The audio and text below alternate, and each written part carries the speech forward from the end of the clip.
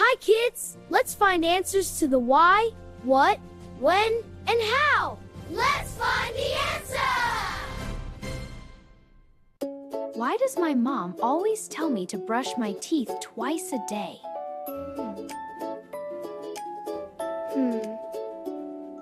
Do you also think why to brush teeth twice a day? After we eat all day, tiny food and sugar can stick to our teeth.